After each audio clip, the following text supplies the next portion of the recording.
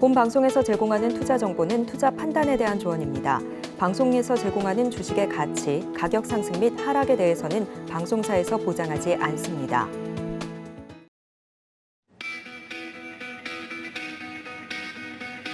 안녕하세요. 오늘도 고수익 작전 타임 시작해 보겠습니다. 저는 진행을 맡은 이혜은이고요. 자, 간밤 미국 3대 지수가 모두 하락으로 마감을 했습니다. 유럽 증시는 혼조세를 보였지만 하락 흐름이 더 강했고요. 미 소매 판매가 시장 예상치를 크게 밑도는 수준으로 발표가 된 영향으로 미국 시장 하락의 흐름이 풀이가 됩니다. 자, 여기에 FRB 공개시장위원회 FOMC의 금리 정책 논의 때 가장 많이 참고가 되는 자료죠. 경기 동향 보고서 베이지북도 발표가 됐는데 물가 증가 속도는 느려졌지만 미 소매업체들은 높은 인플레이션이 특히 저소득, 중산층 가정의 구매력을 계속해서 감소시켰다라면서 경제 성장도 약화할 거라는 우려감을 드러냈습니다. 자, 이런 상황에서도 제임스 블러드 연은 총재를 포함한 연준 간부들 매파적 발언 연이어서 이어가고 있는데 미국에서 들려온 소식들 오늘 우리 시장에는 어떻게 좀 영향을 미치게 될지 고수익 작전 타임에서 상세하게 뜯어보도록 하겠습니다. 자, 오늘도 역시 고수익 작전 타임 힘차게 출발해 보도록 하겠습니다. 자, 앞서 전해드린 글로벌 이슈 전문가의 시선으로 자세히 분석해 보도록 하겠고요. 국내 증시에 미칠 영향 그리고 또 우리 시장 작전 세우는데 어떻게 좀 영향을 미치게 될지 분석해 보는 시간입니다. 신승용 명지대 경제학과 겸임 교수 연결되어 있는데요. 인사 나눠보겠습니다. 교수님 안녕하세요. 네, 안녕하십니까. 네, 간밤 뉴욕 증시 상황은 별로 좋지가 않은 것 같습니다. 미 증시 상황 간략하게 짚어주시면 좋겠고요. 그리고 중국의 성장률 발표에 대해서도 이야기해 주신다고요. 네, 일단 미국 증시 먼저 간단하게 말씀을 좀 드려보면요. 일단 미국 증시 장 초반 상당 부분 긍정적인 어떤 그 분위기가 조성이 되었던 것이 사실이었죠. 실질적으로 개선은 새해 들어서 계속되는 어떤 그 상승세 지속되는 분위기였지만, 방금 이제 그 말씀하셨다시피 경제지표의 발표에 따라서 실질적으로 잠깐 시장 분위기 잠시 주춤하는 그런 모습이었습니다. 저는 개인적으로 이렇게 생각을 하고 있습니다. 이 부분은 전반적인 추세의 전환이 아니라 잠깐 주춤하는 것이다. 일단 쉬었다 가는 그림이다라는 그런 생각을 좀 가지고 있고요.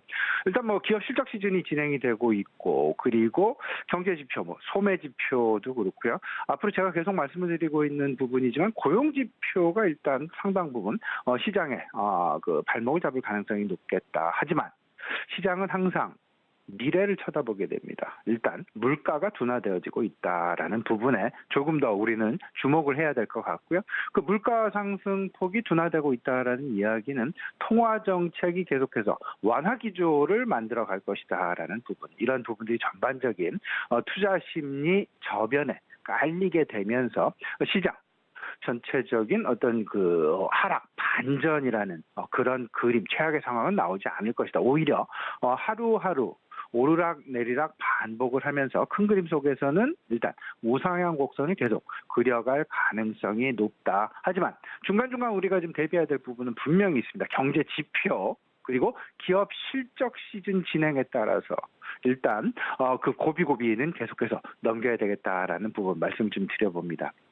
이런 부분과 맞물려서 실질적으로 중국의 경제 성장률, 미국과는 반대편에 있는 중국, 세계 공장이라고 할 수 있는 중국의 경제 성장률과 관련된 부분들, 일단 처음에는 쇼크로 다가왔습니다. 하지만 이 부분을 좀 생각을 해보시면 시장, 오히려 중국의 작년도 경제 성장률에 대한 쇼크가 오히려 중국 정부로 하여금 더 공격적인 경기 부양책을 만들어낼 수 있다라는 기대감이 작용을 하면서 오히려 국제유가, 물론 국제유가 같은 경우 국제원자재의 대표격이라서 국제유가 같은 경우 지난밤 일단 장 지나면서 하락 반전을 하긴 했지만 장 초반에는 계속해서 상승세를 이어가면서 WTI 기준으로 82달러를 넘어서기도 했었다라는 부분에 우리가 좀 주목을 해야 될 것 같습니다. 간단히 말씀을 좀 드려보면 2022년 중국의 경제 성장률이 3%대로 정부의 목표치 5.5%를 크게 하회하는 그런 모습이었죠. 특히나 지난 4분기 3%도 채 안 되는 2.9%를 만들어내면서 시장의 어떤 그 우려감을 일시적으로 만들어내는 그런 모습이었는데 이내 시장의 분위기는 점차 바뀌어가고 있다, 바뀌었다라는 부분 우리 시청자 여러분 다들 느끼시고 계시리라 생각을 하고 있습니다. 점차 중국의 경기 부양책은 조금 더 가속화되어질 가능성이 클 것이다라는 점. 특히나 그동안 계속 시장을 짓눌러 왔어, 그리고 중국 경기를 짓눌러 왔었던 매우 중요한 핵심 두 가지 중심으로 해서 경기 부양책 공격적으로 이루어질 가능성이 높다라는 전망이 우세한데요. 하나는 코로나 제로 정책의 완전 철폐 가능성. 두 번째는 부동산 중심의 경기 부양책이 될 것 같습니다. 실질적으로 부동산 경기 부양책 같은 경우 이제 서서히 수면 위로 부각하고 있다라는 그런 생각인데요. 부동산 개발 기업에 대한 유동성 공급을 최근 들어서 만들어내고 있다. 우리나라 돈으로 한화 약 30조 원 규모의 유동성 공급. 이 부분은 작년도 재작년도 헝다 사태에 따른 부동산 개발업에 대한 유동성 위기 때와는 정반대의 행보다. 우리나라도 마찬가지가 되겠습니다. 지난 2년 전, 1년 전까지만 해도 부동산을 누르는 각종 세제의 강화 이런 부분들이 있었지만 지금 현재 이 상황 어떻습니까? 일단 부동산 경기를 계속 부양시키기 위한 각종 규제가 완화되어지고 있다라는 부분. 이런 부분들을 생각을 해보시면서 경기에 대한 우려감이 조금씩 스물스물 나오면 나올수록 주요국 정부들은 오히려 그 반대의 상황으로 이 부분을 오히려 더 경제 정책을 경기를 부양하려는 쪽으로 경기의 정책을 유도 내지는 진행해 나가고 있다라는 부분에 우리가 조금 더 주목을 해 나가면서 지난밤 미국 증시의 급락 부분 오히려 실망으로 우리 시청자 여러분들 생각을 하실 것이 아니라 오히려 이 부분을 저점 매수를 크게 활용하는 기회로 삼아야 되겠다라는 점 다시 한번 말씀드리고 싶습니다. 네, 간밤 뉴욕 증시 급락이 나왔습니다만 그럼에도 불구하고 일단은 잠시 쉬어가는 흐름이라고 봐도 무방하겠다라는 이야기 들어봤습니다. 자, 중국의 경기 부양책이 가속화될 것이다라는 이야기를 해주셨는데 지금도 진행 중입니다만 다보스 포럼에서도 중국에 상당히 시선을 많이 두고 있는 분위기예요. 자, 중국의 경기 부양 본격화의 기대에 따른 우리가 투자 전략을 세워본다면 단계별로 어떻게 세워볼 수 있겠습니까? 예, 저는 크게 두 단계로 좀 나눠서 우리 시청자 여러분들 생각을 좀 해주셨으면 어떨까 싶습니다. 앞서서 말씀을 드렸지만 중국의 경기 부양책, 지금 현재 진행되고 있는 경기 부양책 핵심 정책 부분 두 가지 살펴보시게 되면 하나는 부동산이고요. 하나는 위드 코로나가 되겠습니다. 이 두 가지 모두 잘 생각을 해보시면 내수 진작을 위한 경기 부양책이다. 그렇게 된다라면 일단 우선 내수 진작 쪽에 먼저 우리가 포커스를 해야 될 것 같고요. 이에 따른 국내 기업들, 수혜 기업들이 어떤 종목군들이 있는가 잘 생각을 해보실 필요가 있어 보이고 그 다음 단계가 수출 회복일 것이다라는 점. 그러면서 전반적인 중국의 경제 성장률을 과거 5%대로 만들어 나가는 그런 정책들이 계속 진행이 될 것이다라는 점. 그렇다면 위드 코로나 같은 경우는 우리가 당장 생각해 볼 수도 있겠죠. 일단 그 코로나 환자들, 사망자들 전체적으로 이제 통계 수치에 대한 불신 이런 부분들로 인해서 잠시 일단 시장의 우려감이 나타나긴 하지만 궁극적인 방향으로 생각을 해본다라면 결국 우리 시장에서 나타났던 것과 유사한 상황이 벌어질 것 같습니다. 야외 활동이 증가할 것이다. 부동산 경기를 진작한다라는 또 하나의 축. 이 부분은 건설 경기, 건설 원자재 가격의 상승이 나타나게 될 것이다. 그렇게 되면서 부동산 경기가 진작이 된다. 위드 코로나 상황이 계속된다. 그러면 야외 활동의 증가와 자본 이득의 정상화, 자본소득의 정상화가 나타나게 되면서 소비가 늘어나게 되고 부동산 가격이 증가하게 될 것이다. 그렇게 되면 소비재에 대한 관심 그리고 건설 원자재에 대한 관심 충분히 필요하다. 이 부분은 결국 궁극적으로는 야외 활동과 원자재 가격에 딱 귀착이 되게 되어지는 그런 모습이 나타날 수밖에 없다라는 점. 특히나 위드 코로나 같은 경우 이제 우리도 이번 주말부터 설 연휴가 시작이 됩니다. 중국 같은 경우는 위드 코로나의 춘절 이 부분을 상당히 큰 어떤 전환점으로 생각을 하고 있는 그런 모습이 되겠습니다. 춘절 이후 위드 코로나 중국 중심 가속화되어질 가능성이 높다. 관광업 관련해서 특히나 세계관광기구는 코로나 이전 수준의 80에서 95% 수준까지 급격하게 올라올 가능성이 높다라는 이야기를 했고요. 작년 서서히 좀 늘어나는 부분이 있죠. 2021년 국제관광객, 항공관광객 수가 4.5억 명 대비해서 작년 같은 경우에 9.2억 명, 무려 100%나 증가하는 그런 모습을 보였다라는 점. 이런 부분과 맞물리게 되면서 미국의 여행, 레저 산업, 그 대표 주자라고 할 수 있는 라스베가스 샌즈가 있습니다. 물론 지난밤 한 1% 정도 하락, 반전 마감하는 그런 모습을 보였지만 최근 들어서 라스베가스 샌즈의 주가는 지속적인 상승세를 보여주고 있다라는 부분에 우리 시청자 여러분 주목을 하시면서요. 우리 시장에서도 중국 관련주, 리오프닝 관련주, 여행 관련주, 항공주에 대한 관심 여전히 필요해 보인다라는 점 분명하게 말씀드리겠습니다.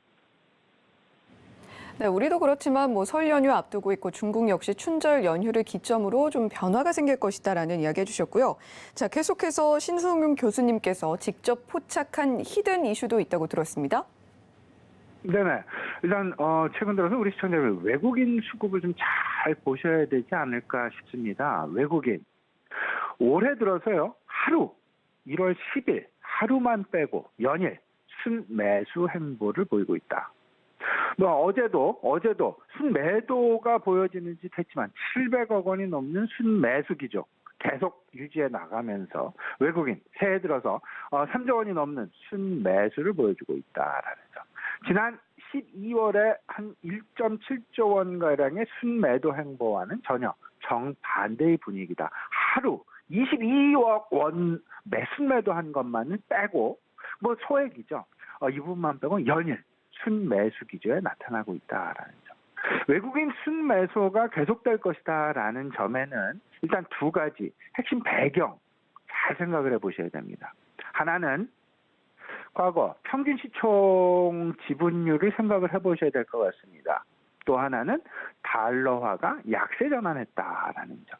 달러 인덱스 지난 밤에도 미국 3대 지수가 모두 하락 반전 마감했음에도 불구하고 달러 인덱스는 꿋꿋하게 하향 0.1% 정도 하락해 102포인트대에서 여전히 머물고 있는 그런 모습을 보여줬다라는 그림 속에서 달러화 이제 더 이상 상승 반전을 하지는 않을 것이다. 오히려 하락 안정화, 하향 안정화를 보여줄 것이다라는 쪽에 무게가 실리고 있다라는 점.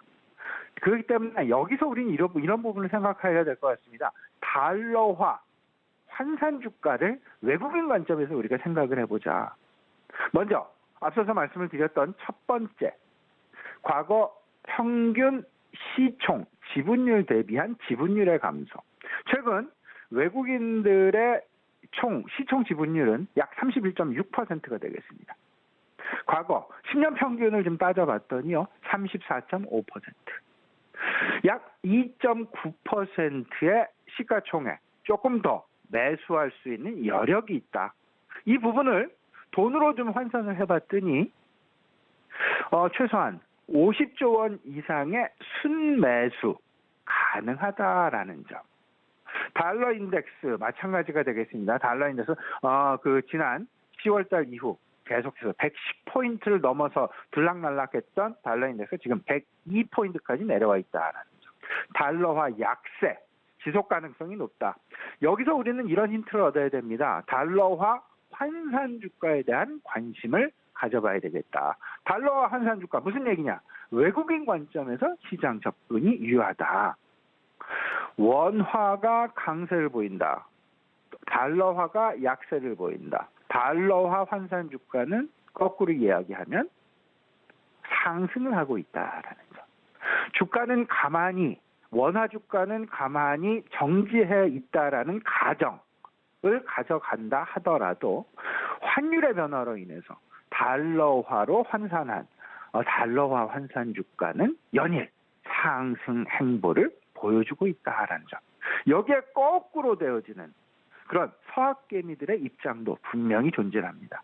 오히려 원화가 강세를 보이니까 원달러 환율이 하락을 하니까 서학개미들 미국 주식을 사놓고 뭐 테슬라를 사놓건 아마존을 사놓건 주가의 변화가 달러화로 없다 하더라도 원달러 환율의 하락으로 인해서 소위 말하는 원화의 강세로 인해서 나의 원화 환산 주가는 오히려 거꾸로 하락을 하고 있다라는 거예요. 이 부분 역지사지로 외국인 관점을 생각해 보시면 너무나 답이 명확하게 나옵니다. 이 두 가지를 그 외국인들의 평균 시총 지분율 생각을 해보시고요. 달러화 환산 주가를 생각을 해보시면 외국인들 왜 지금 현재 우리 시장에서 주식을 계속 순매수하고 있는지 그 배경이 명확하다. 우리 시청자 여러분도 그렇기 때문에 원달러 환율 시장을 계속해서 예의주시해야 되겠다라는 점 다시 한번 강조해드리고 싶습니다. 네, 올 들어 포착되고 있는 외인들의 유턴 현상 짚어주셨고요. 자, 그렇다면 오늘장 작전은 어떻게 짜보면 좋겠습니까? 이게 일단 우리 시장이 어제 조금 좀 그 조정 양상을 보여주는 그런 모습이었죠. 제 개인적인 생각으로는 그 미국 시장 대비해서 좀 선반영되지 않았나라는. 물론 지표 발표가 나지 않았음에도 불구하고 일단 뭐 조정 시기에 들어갔다라는 점으로 저는 좀 생각을 하고 있는데요. 미국 시장도 좀 마찬가지가 될 것 같습니다. 연일 상승, 연일 랠리에 따른 잠깐 쉬어가는 형국이 당연히 나타날 수밖에 없었는데 거기에 하나 빌미가 제공이 되었다. 소위 말하는 12월 소매 판매가 생각보다 좀 줄어드는 그런 모습 발표가 되었다라는 점. 이 부분으로 좀 생각을 해보시면 좋을 것 같습니다. 전체적인 그림에서 생각을 해보면 큰 그림은 변하지 않았다. 달러화의 약세 기조는 지난밤에도 역시 이어갔다라는 점. 그러면 외국인 유입에 대한 기대감은 여전히 유효하다. 앞서서 말씀을 드렸다시피 달러화의 환산 주가, 외국인 관점의 대응 유효할 것이다라는 부분. 여기에 경기 부양에 대한 정부 경기 부양책에 대한 편승하는 그런 전략 유효해 보인다. 그리고 조금 더 쉽게 안전하게 가보자. 그게 결국은 중국에 대한 위드 코로나 전환 그리고 중국의 부동산 중심의 경기 부양책일 것이다. 이 부분은 당장은 나타나지 않고, 그러니까 정중동의 상황, 매우 조용한 상황으로 나타나곤 있지만 춘절이 지난 이후 3월 초 전인대가 나타나기 전까지는 상당 부분 본격화, 가속화되어질 가능성 매우 높다라는 점. 다만 지금 현재 기업 실적에 대한 우려감, 이 부분과 미래 경기 연착륙에 대한 기대감 한껏 힘겨루기가 진행되고 있는 좀 밀고 당기는 그런 장세가 진행되고 있다라는 점 생각해 보시면서 실적 둔화에 대한 우려감을 피해가는 정책, 결국은 업종별, 종목별 주가 차별화.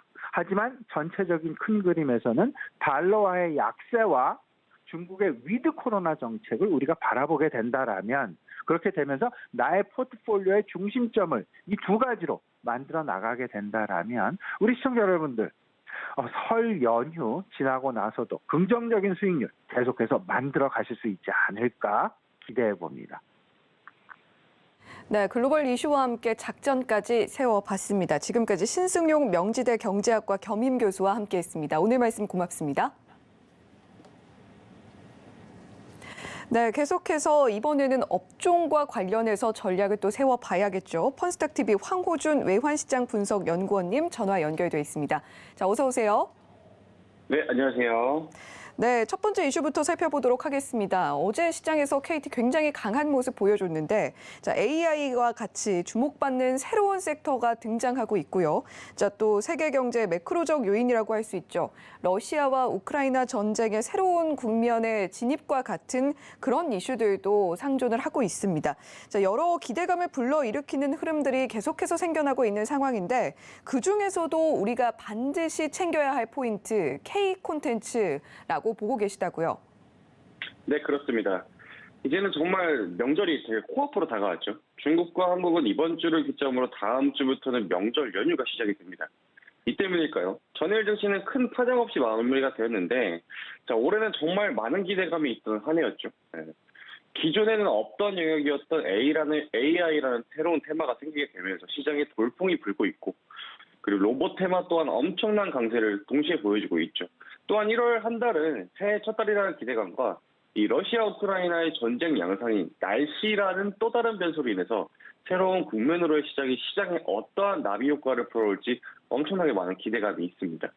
그리고 K 컨텐츠의 화력이 상당히 뛰어나죠. 지구 반대편에서도 한국의 드라마와 노래를 포함해서 문화를 엄청나게 소비를 하고 있습니다. 문화의 파워는 여러분들께서도 잘 아시다시피 거부감 없이 자연스럽게 스며든 점이 참으로도 무서우면서도 그 파급력이 어마어마하다는 걸 잘 알고 계실 겁니다. 실제로 관광 대국인 이탈리아의 국내 총생산, 다시 말해서 GDP의 13%가 약 관광 산업으로 차지하고 있는데 이탈리아의 경제뿐만 아니라 문화, 예술, 지역사회를 지탱해주는 엄청난 근간이기도 합니다. 이 팬데믹 기간 동안에 5만여 개의 회사랑 25만 개의 일자리가 사라지기로 했죠. 이처럼 문화라는 수출 사업은 이번 K 컨텐츠의 약진을 발판 삼아 잘 키워나간다면은 기존 우리나라의 수출의 핵심 상품이었던 조선, 철강, 반도체, 기자재 등의 뒤를 이을 또 다른 출구 전략으로 될 가능성이 있기에 시청자 여러분께서도 주목하셔야 할 부분이라고 생각을 하고 있습니다. 네, K 콘텐츠 이야기를 자세하게 풀어주셨는데 그렇다면 현 시점에서 주목해 볼 만한 특징주는 뭐가 있을까요? 네, 종목을 말씀드리기 전에 짚어볼 것이 한 가지가 있는데 우리 문화를 가장 먼저 많이 소비해주는 곳이 어디일까요? 국내를 제외한다면 바로 중국이 가장 먼저 떠오르실 겁니다. 이 중국은 코로나와 내부적인 정치적 리스크로 인해서 한동안 엄청난 혼란함을 보여주었죠. 지난해 시진핑 3연임이 확정이 되게 되면서 이 정치적인 리스크는 해소가 되었고 강력했던 코로나 대응 조치 또한 완화를 하게 되면서 리오프닝의 시대로 완전히 접어들었습니다. 이 과정까지 오면서 인민들이 결집을 하게 되면은 엄청나게 지금의 정치 체제에 큰 리스크가 될 거라는 거를 이번 중국 정부는 제대로 느끼게 되었죠. 이 성난 민중의 마음을 달래기 위해서 중국 정부는 대표적으로 문화를 공략을 했습니다. 이 때문일까요? 콘텐츠 강국인 한국의 드라마를 이 중국 최대 OTT 사이트인 비리비리에서 스튜디오 드래곤의 작품인 갯마을 차차차가 방영되기 시작을 했는데 이 작품은 스튜디오 드래곤의 지난해 3분기 매출을 담당을 했었습니다. 3분기 매출 1,161억 원을 기록한 것과 동시에 전년 동기 대비 9.2%의 성장을 하게 한 바로 그 주역이기도 하죠. 물론 다른 작품도 많고 컨텐츠 회사들도 많지만은 우리가 지금 바로 스튜디오 드래곤을 주목해봐야 될 이유는 바로 국내 컨텐츠 시장에서 독보적인 입지와 압도적인 히트 작가, 히트 작품의 숫자 때문입니다. 이번 중국의 리오프닝을 기준으로 해서 앞으로 얼마나 많은 한국의 작품들이 중국 내에 방영이 될지는 여러분들께서도 바로 감이 오셨을 텐데요. 이 중국은 엄청난 인구수를 자랑하기 때문에 우리나라와 문화가 비슷한 중국 국민들의 입맛을 사로잡게 된다고 하게 되면은 그 영업이익은 실로 대단할 걸 굳이 말하지 않아도 잘 아실 거라고 생각을 하고 있습니다. 이 전일자로 중국은 전면적으로 공연과 그리고 전시 활동, 가치 규제를 풀어주는 모습을 보여주었는데 중국의 지난시를 시작으로 이 정책은 확대될 전망입니다. 참고로 지난시는 인구가 870만 명을 자랑한 대도시인데 중국 내 도시 인구수 16위의 엄청난 도시입니다. 이처럼 중국 내부에서 중간 규모라고 하긴 하지만 실로 인구가 대단한 도시에서 시작되는 정책이라면은 지난 중국의 리오프닝처럼 속도에 따라 달라질 거라는 걸 여러분들도 잘 알고 계실 겁니다. 그렇다면 우리나라 컨텐츠의 주가는 훨훨 날아갈 일만 남았다는 거가 되겠죠. 현재 스튜디오 드래곤은 명실상부 국내 컨텐츠 강자 기업으로 컨텐츠계의 삼성전자 같은 종목입니다. 이에 따라 시가총액도 2조 3,500억 원에 달하는데 지난 재벌집 막내 아들의 엄청난 돌풍 이후 고가가 12월 22일 89,400원에 형성이 되어 있는데 고점을 중심 후 현재는 가격 조정이 상당히 많이 이뤄진 상황입니다. 가격 전략을 좀 제시를 해드리자면은 매수가 8만 원 이하 매수를 권장드리는데 60일 이동평균선의 지지 라인이 7만 7천 선에 위치를 하고 있습니다. 이 때문에 매수 이후에 7만 7천 선까지 밀리더라도 정리하지 마시고 손절선은 7만 5천 원으로 잡아드리도록 하겠습니다. 이 부분은 120일 이동평균선 부근인데요. 지난번 상승 이후 가격 조정이 이뤄지게 되면서 60일 이동평균선과 120일 이동평균선이 교차를 하고 있는데 이 부분을 지지와 저항 라인으로 보고 있기 때문입니다. 이 부분을 잘 지켜준다면 스튜디오대우는 지난 고가를 다시 한번 뚫을 힘이 있는 종목입니다. 이에 따라서 목표가는 직전 고점이 89,000원 선을 잡도록 하겠습니다. 저의 가격 전략대로 진입을 한다면 진입 이후에 손절선까지는 6.25%, 목표가까지는 11.75%가 나올 텐데요. 제가 가장 좋아하는 손익비즈가 좋은 자리이죠. 지지라인을 잘 지지해 주는지 체크하시면서 대응하시면 상당히 좋은 흐름이 기대가 되는 자리다라고 정리를 하겠습니다. 네, 스튜디오 드래곤 짚어주셨는데 어쨌거나 이번에도 컨텐츠에 대한 이슈였습니다. 자, 그런데 이번에는 컨텐츠를 반도체와 함께 엮어서 생각해 볼 필요가 있다라는 이야기를 하고 계세요. 이건 좀 신선하게 느껴집니다. 컨텐츠의 질주가 상당히 눈에 띄고 있죠. 두 번째 이슈 또한 컨텐츠에 관한 이슈인데요. 얘기를 하기에 앞서서 삼성과 LG의 과거의 상황과 지금의 상황을 잠시 말씀을 드리자면 2019년도까지는 삼성의 스마트폰 시장 점유율은 21%고 애플은 13%대였습니다. 그런데 지금은 굳이 말하지 않더라도 잘 아실 텐데요. 삼성과 애플의 스마트폰 점유율에 엄청난 격차를 보여주고 있고 이미 영업이익은 상당히 많이 아득하게 차이가 나는 걸 잘 알고 계실 겁니다. 왜 그랬을까요? 답은 소프트웨어에 있었습니다. 애플이라는 기업은 아주 영리한 전략을 사용을 했는데 이 애플이라는 기업의 영업이익은 얼마나 사람들의 손에 아이폰을 쥐게 만드느냐 바로 이거였습니다. 그렇게 애플이라는 핸드폰의 세계관 속에서 사람들을 자연스럽게 녹아들게 만들고 그 생태계 안에서 활발한 활동과 소비를 하게 유도를 하였습니다. 이 전략이 정확하게 맞아들어 지금의 상황이 벌어지게 된 건데 그렇다면 삼성과 LG의 다음 과제는 무엇이 될까요? 어떻게 하면 지금의 상황을 타개할 수 있을까요? 현재 대한민국이 가장 강하게 밀고 갈 수 있으며 가장 기대할 수 있고 인플레이션 상황에서도 빛을 발하는 그런 상품이 바로 정답입니다. 그게 바로 오늘의 주제인 OTT이면서 잠시 후에 소개해드릴 종목이기도 한데요. 삼성과 LG의 출구 전략으로 기대가 되는 종목 소개해드리도록 하겠습니다. 네, 삼성과 LG가 어떻게 보면 애플을 능가할 수 있는 키는 OTT에 있다라는 이야기를 해주시는 것 같기도 한데요. 자, 그렇다면 현재 상황에서 살펴볼 만한 종목 공개해 주시죠. 네, 현재 삼성과 LG가 가장 자신 있어 하는 분야는 바로 백색 가전 분야이죠. 자, 오늘의 종목은 바로 뉴인데 이 부분에 대해서 제가 설명을 한 번 더 드리겠습니다. 아직까지도 삼성과 LG의 TV를 따라올 기업은 없어 보입니다.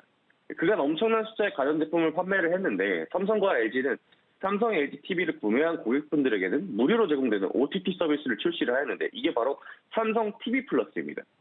이 콘텐츠를 무료로 제공을 하는 대신에 광고를 시청해야 되는 구조로 수익 시스템을 잡았는데요.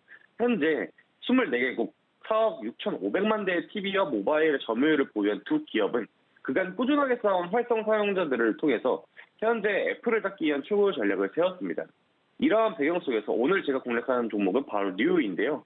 뉴는 변호인과 부산행이라는 히트작을 배출한 투자 배급사입니다.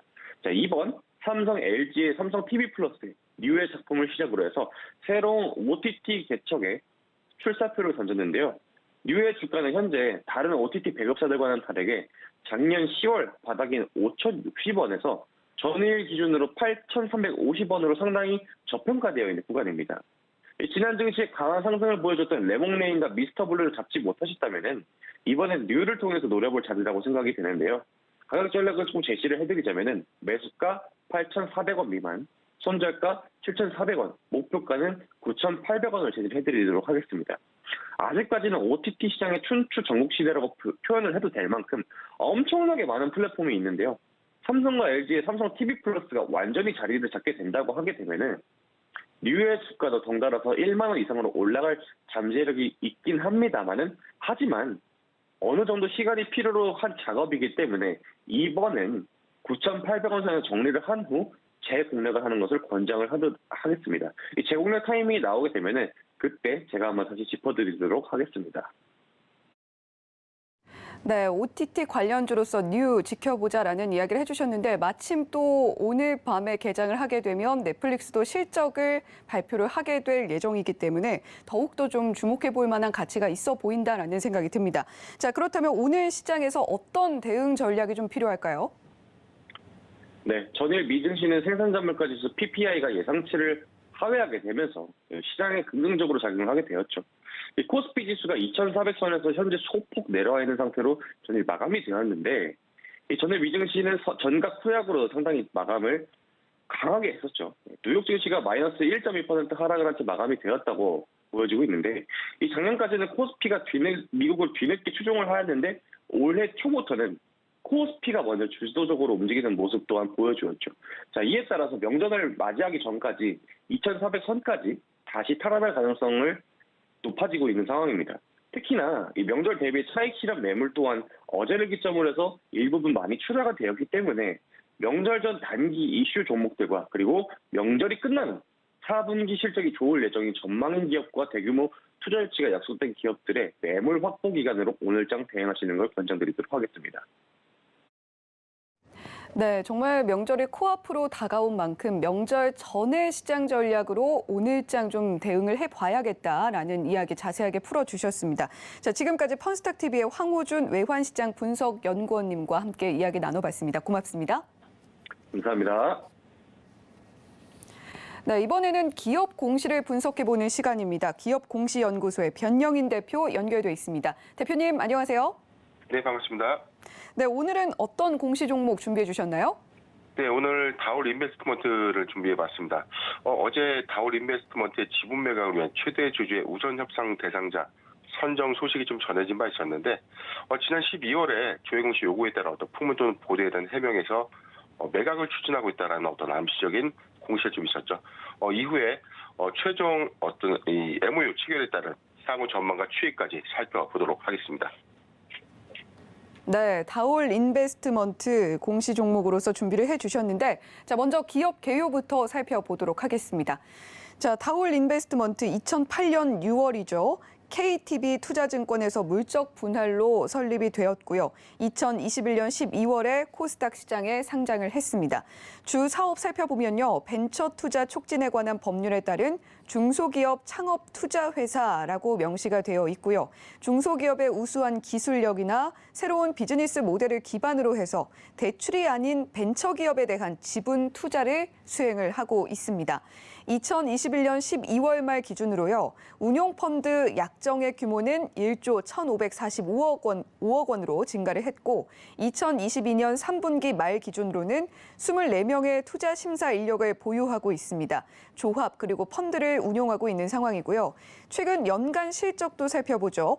2021년 개별 기준으로 매출액은 1,140억 원, 전년보다 70.3% 증가한 수치로 발표가 되어 있고요. 영업이익은 839억 원으로 88% 증가했습니다. 당기순이익은 647억 원을 기록해서요. 81% 증가한 상황입니다. 자, 지금 사측에서는 영업실적 개선으로 손익이 증가했다라고 밝힌 상황입니다. 자, 이렇게 기업 개요까지 자세하게 살펴본 상황인데, 자, 그렇다면 다올 인베스트먼트 관련해서 공시 이슈 자세히 좀 뜯어봐 주시죠. 네, 지난 12월 26일 공시부터 보도록 하겠습니다. 회사 풍문 또는 보도에 대한 해명 공시인데 어떤 매체 또는 이 보도에 대해서 회사가 공식적인 어떤 공시를 통해서 해명하는 것입니다. 내용 살펴보겠습니다. 풍문 또는 보도에 대한 해명 미확정입니다. 풍문 또는 보도의 내용은요. 우리금융그룹 다올 인베스트먼트 인수 유력입니다. 본 공시는 2022년 12월 25일 머니투데이에서 보도한 우리금융그룹 다올 인베스트먼트 인수 유력의 유력 기사에 대한 해명 공시입니다. 회사의 최대 주주인 다올 투자증권에 확인한 결과 회사의 지분 매각과 관련해서 매수 희망자로부터 인수 의향서를 접수받고 관련 절차를 진행하고 있는데 현재까지 확정된 사항이 없다라고 좀 회사는 밝혔는데 향후 1개월 이내 재공시하도록 하겠다라고 좀 밝혔습니다. 풍문 또는 보도에 대한 해명은 매체에서 보도한 우리금융그룹의 다올 인베스트먼트의 인수 유력 기사에 대해서 회사가 공식적인 어떤 부인 공시는 아니었다는 것이죠. 확정 공시와 미확정, 사실무근 세 가지 공시 유형으로 답변할 수 있는데 확정이라는 것은 우리금융그룹이 구체적인 어떤 사실을 통해서 인수를 한다는 어떤 세부적인 내용이 발표가 되는 것이고요. 미확정은 검토를 하고 있는 단계, 검토를 하고 있지만 확정된 사항들이 없다라고 좀 밝히는 단계고요. 사실무근은 회사가 공식적으로 좀 부인을 하는 것인데 12월 26일에 다올 인베스트먼트에서는 우리금융그룹이라고 특정하지는 않았지만 지분 매각과 관련해서 매수 희망자로부터 인수 의향서를 접수받고 절차를 진행하고 있다라고 좀 밝힌 바 있었습니다. 바로 어제 최종 투자 판단 관련 주요 경영사항 공시가 좀 발표가 됐는데 공시 이어서 살펴보겠습니다. 투자 판단 관련 주요 경영사항입니다. 다올 인베스트먼트는 지분 매각을 위한 최대 주주의 우선 협상 대상자 선정에 그리고 MOU 계약을 체결했다라고 좀 밝혔습니다. 주요 내용 살펴보겠습니다. 양의각서의 체결일은 2023년 1월 17일이고요. 다올 투자증권이 보유하고 있는 다올 인베스트먼트 보통 주식의 52%를 매각 대상으로 하겠다라는 뜻입니다. 거래 상대방은 우리금융지주입니다. 거래 가격은 본 실사 결과를 반영해서 주식 매매 계약 체결일에 최종적으로 확정하겠다라고 좀 밝혔습니다. 실사 후 최종 주식 매매 계약 협상 및 2023년 3월 이내에 거래 종결을 하겠다라고 좀 밝히는 공시입니다. 최종적으로 우리금융지주가 다올 인베스트먼트 인수를 확정한 것인데 아직 정식 계약을 체결한 것은 아니지만 회사 측은 양해각서 법적인 구속력을 좀 겸비한 양해각서를 체결했다. 1분기 이내에 거래 종결을 할 예정이다라고 밝히는 공시입니다. 네. 자, 다올 금융그룹이 어제 다올 인베스트먼트 매각을 위한 우선 협상 대상자로 우리금융지주를 선정했다는 이야기와 관련해서 변영인 대표님과 함께 관련 공시 살펴봤습니다. 자, 그렇다면 해당 종목의 최근 실적도 좀 짚어봐야 되겠고요. 사업 모멘텀도 짚어봐야 될 텐데 어떤 체크 포인트들이 있겠습니까?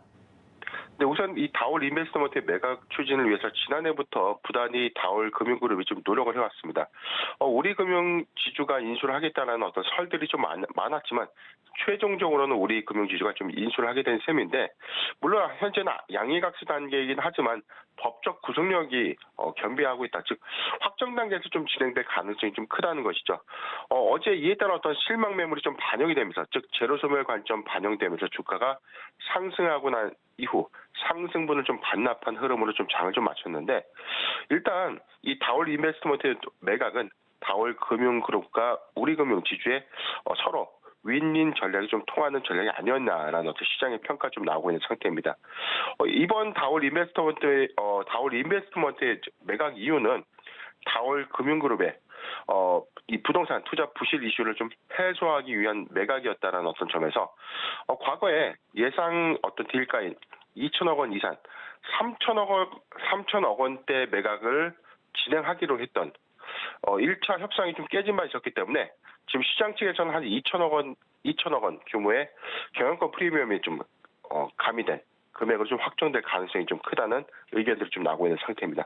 3분기 실적은 지난해에 비해서 다소 좀 주춤한 상태입니다. 매출액의 외형은 좀 감소됐고 영업손익이 좀 크게 좀 감소했는데 최근 증시 불안에 따른 어떤 평가 손익 부분이 좀 반영됐다라는 어떤 의견들도 반영될 셈입니다.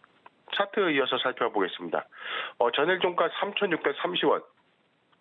최근 어떤 기대감들이 좀 부각이 되면서 지난해 10월부터 기대감에 의해서 상승했는데 최종적으로 우리금융그룹의 어떤 인수 추진 결정이 좀 최종적으로 좀 부각이 좀 되면서 제로소멸 관점에서 좀 대응해야 되는 것이 아닌가라고 좀 판단이 되는 구간입니다. 지금 이 지지대 이탈가가 3,400원대인데 3,400원이 이탈된다면 전량 매도 의견을 좀 제시해드리고 현재 신규종 매수 진입 가격은 다소 좀 부담스러운 구간 좀 아닌가 좀 판단이 좀 되고 있는 상황입니다. 일단 기대감이 좀 수반돼서 제로소멸 관점에 따른 어떤 차익 매물 실현 가능성이 좀 크기 때문에 이 점 잘 참고하셨으면 좋겠습니다. 네, 우리금융은 이번 인수로 비은행 포트폴리오 강화에 첫 단추를 끼우게 됐다라는 분석이 나오고 있는데 다올 인베스트먼트와 관련해서 변영인 대표님께서 자세하게 기업 공시 분석을 해주셨습니다. 지금까지 기업공시연구소의 변영인 대표님과 함께 공시 종목 살펴봤습니다. 좋은 말씀 고맙습니다. 예, 감사합니다.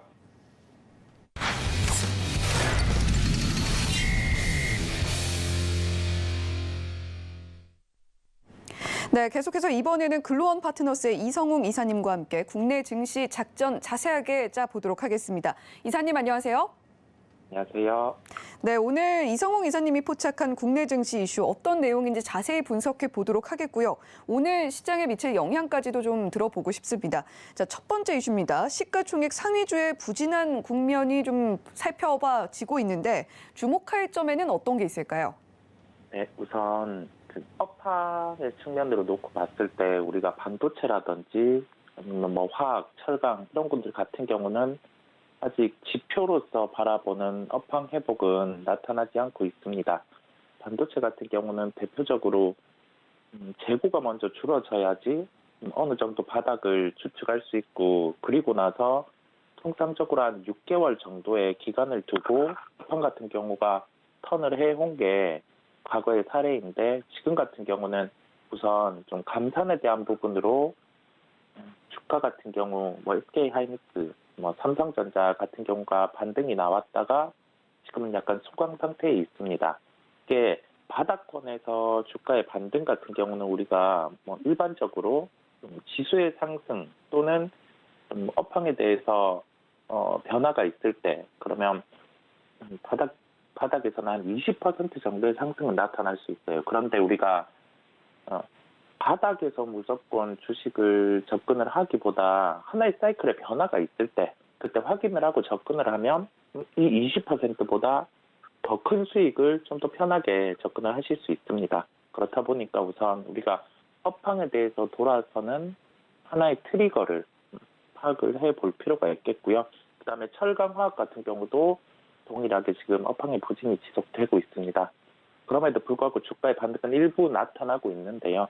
여기와 관련해서도 중점적인 주가 상승의 트리거는 중국 같은 경우가 이 부분 기업에 대한 수요를 터치를 해주면서 재고라든지 수요 같은 경우가 뒷받침돼야지 업황 같은 경우는 반등이 나타날 수 있겠습니다. 먼저 선행에서 바닥에서 주가는 반등이 나타났고, 어느 정도 키를 맞춘 시점 2400이라는 지수 같은 경우는 우리가 미리 이익을 한 1년치를 가지고 와서 현재 지수의 시가총액에 대입을 해봤을 때 한 11.7배 정도의 주가 수익 비율의 구간이 2400이 지수입니다. 근데 이 지수 같은 경우는 11.7배라는 게 그냥 싸다 비싸다 그 잣대 같은 경우는 절대적일 수는 없어요. 그런데 2019년 말에 10개월 선행의 주가 수익 비율을 비추어 보면 그때가 한 11.6배 정도 구간이었습니다. 그러면 2019년 말 같은 경우는 우리가 전년 대비해서 좀 증익이 나타난 구간이었고, 지금 같은 경우는 우리가 전년 대비해서 감익이 나타나는 구간이다 보니까 여기에 대해서 단적으로 비교를 해보더라도 2400이라는 지수는 약간 단적으로 비싼 감이 있는 그런 지수라고 할 수 있겠습니다. 그러면 이 지수 같은 경우를 못 넘어서냐? 그렇지는 않아요. 우리가 4분기 실적이 마무리되고 올해 기준에 그 전체적인 기업의 이익 수정이 나온다고 하면 그때 같은 경우는 새로운 지수의 레벨이 도출이 되기 때문에 무슨 4분기 실적이 마무리되고 그때 같은 경우는 시가총액 상위주들이 움직일 수 있는 요인이 존재하겠습니다. 연초 반등을 뒤로한 지수의 조정이 일부 나타난 상황이에요. 그럼에도 불구하고 개별주 같은 경우가 최근 강세가 지속되고 있습니다. 그렇다 보니까 연휴 이전에는 심리적으로 좀 차익이 나오기도 하고, 그다음에 연휴 같은 경우 우리나라 시장의 휴장이 공백이 있기 때문에 좀 심리적인 측면에서도 영향을 미칠 수 있는데, 주식 같은 경우는 접근을 한다고 하면은 시가총액 상위주보다는 개별주 위주의 접근이 중요하겠고요.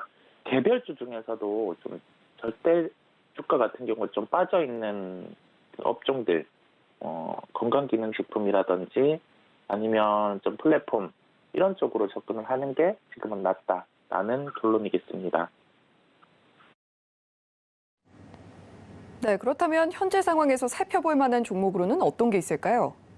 네, 종목은 하나투어를 말씀드리겠습니다. 우리가 하나투어 같은 경우는 기업을 바라볼 때 우선 글로벌에서 이 기업 같은 경우가 위치가 어디에 있는가, 그 부분에 따라서 공격적으로 우리의 포트폴리오에 비중을 실을지 아니면은 하나의 포트에 구성을 담을지 그 부분이 결정이 나는데, 여행 같은 경우는 글로벌로 놓고 봤을 때는 우리나라 기업이 탑권은 아닙니다. 예전에는 아웃바운드, 인바운드 수요 같은 경우가 그에 대비해서 좀 실적에 연결되고 그런 현상이 나타났지만, 이제는 여행 같은 경우도 플랫폼 기반의 업체 같은 경우가 다양하게 좀 나타나면서 특정 기업 같은 경우가 시장에 대한 그런 경쟁력을 많이 갖추고 있지는 않아요. 그렇다 보니 하나의 시장에서, 즉 중국 리오프닝 같은 경우가 가속화되고 이 환경 안에서 실적 회복 같은 경우가 4분기 이후 이제 본격적으로 예상이 되고, 그다음에 여기에 더해져서 실적보다는 모멘텀적인 측면이죠. 뭐 중국의 패키지 관광의 재개라든지, 그다음에 우리나라 같은 경우가 이제 본격적으로 해외로 나갈 수 있는 환경, 일본 같은 경우는 이미 나가고 있고, 여기에 더해져서 중국 같은 경우의 여행까지 더해진다 하면 지금보다 좀 파이가 늘어날 수 있는, 매출의 볼륨이 늘어날 수 있는 정도기에 좀 접근을 해 봄직하다라고 보이고요. 주가 탄력성은 리오프닝과 연동될 것으로 보입니다. 그런데 이미 좀 기대감으로 주가가 반등이 나온 상황이기 때문에 우리가 접근을 할 때는 이 종목을 지금 매수를 해서 좀 장기로 끌고 간다라고 하기보다는 현재 가격대에서 한 20% 정도 이내에 목표 수익률을 세우고 접근을 하는 게 낫다라는 결론입니다. 가격 접근은 62,400원대 접근 가능하다는 결론입니다. 네, 어제 우리 시장에서도 뭐 LCC 항공주들 강했고 여행주들도 점점 실적이 증가에 대한 기대감들이 솔솔 깃들고 있는 것 같습니다. 그런 의미에서 하나투어 특징주를 지켜볼 만하다라고 이야기해 주셨고, 자, 다음 이슈도 바로 만나보도록 할게요. 자, 지금 미국 시장 같은 경우가 간밤에 잘 출발을 했는데 막판에 좀 밀리면서 마무리를 했어요. 1% 넘게 3대 지수 모두 하락이 나왔는데, 자, 이렇게 변동성이 커진 미국 시장 흐름에서 주목할 만한 점이 있다면 어떤 게 있을까요? 그래서 지표 같은 경우에 좀 민감하게 반응하는 시장이었어요. 소매 판매 지표 같은 경우 예상치를 하회하면서 이 부분이 좀 경기에 대한 불안감을 터치할 수 있다라는 점이 심리적으로 시장에 대한 조정을 나타내게 한 것으로 보이고요. 시장 변동성은 커진 국면이었습니다. 그럼에도 불구하고 좀 특정하게 이 업종 같은 경우가 시장의 하락을 주도했다라고 하기보다 좀 전반적으로 함께 조정이 나온 시장임을 우리가 볼 수 있었습니다. 어제는 중국, 그 다음에 미국과 관련해서 좀 미국의 항공업체 같은 경우 호전적인 실적을 발표했음에도 불구하고 주가는 좀 조정이 나왔어요. 그런 점에서 우리나라의 리오프닝 관련주 같은 경우가 오늘 좀 어떻게 반응할지 시장을 놓고 좀 주목을 할 필요가 있겠습니다. 그럼에도 불구하고 시장의 방향성 같은 경우는 중국의 리오프닝 같은 경우가 좀 변이가 발생하고, 그다음에 이를 통해서 좀 시사율이 증가하지 않는 이상은 방향성이 리오프닝, 그다음에 경기 부양 이런 게 나타날 수 있기 때문에 어제 미국 조정을 바탕으로 해서 우리나라 리오프닝과 관련된 종목들이 어떤 반응을 할지 오늘 시장은 한번 살펴보도록 하겠습니다. 네, 미국 시장 PPI는 괜찮게 나왔는데 소매 판매 지표가 좀 낮게 나오면서 그런 부분들이 시장에 영향을 미친 것 같다라는 이야기 해주셨습니다. 자, 그렇다면 포착할 만한 특징주 또 어떤 게 있을까요? 네, 종목은 CNC 인터내셔널을 말씀드리겠습니다. 이 종목은 좀 생소하실 수 있을 것 같아요. 근데 우리가 아모레퍼시픽, LG생활건강 이러한 종목들은 많이 들어봤지만 지금 이러한 대형 화장품주 같은 경우는 미래의 실적들, 즉 1분기, 2분기 이 정도의 실적 호전을 주가에 좀 반영한 그러한 단계입니다. 저점 대비해서 50% 정도의 주가의 반등이 나타난 상황이고요. 그렇다 보니 우리는 앞단의 볼륨 같은 경우, 즉 해외 쪽 시장에 대해서 좀 탑 브랜드 회사들의 소재라든지 그런 부분을 납품하는 화장품 회사를 보는 게 더 나을 것으로 판단이 돼서 오늘 말씀드리게 되었습니다. 색조 화장품 ODM 업체고요. 글로벌 회사에 납품을 하고 있습니다. 우리가 이런 파이가 커질 수 있는 환경, 그다음에 중국 로컬로 나가는 회사 쪽으로 납품을 하는 그런 기업의 형태를 갖추고 있기 때문에 우리가 리오프닝 단계에서 실적 증대가 충분히 가능할 것으로 보입니다. 지금의 리오프닝 쪽 종목을 볼 때는 다음 스텝을 생각을 해야 될 것 같아요. 이제 패키지 관광 그런 부분이 더해진다고 하면은 우리가 화장품은 미리 주가에 반영을 해놓은 상황이지만 좀 키 맞추기를 할 수 있는 분들, 색조 화장품, 여행, 여기에 대해서 면세 이러한 종목들은 챙겨봐야 된다는 결론입니다. 가격 접근은 29,100원대 접근 가능하다는 결론입니다.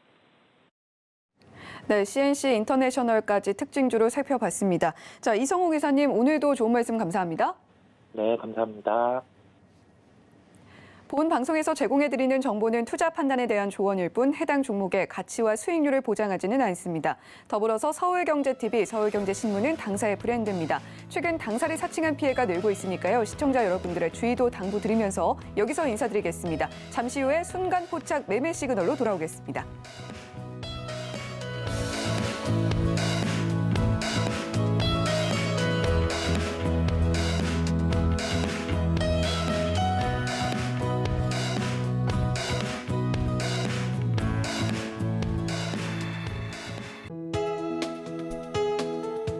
본 방송에서 제공하는 투자 정보는 투자 판단에 대한 조언입니다. 방송에서 제공하는 주식의 가치, 가격 상승 및 하락에 대해서는 방송사에서 보장하지 않습니다.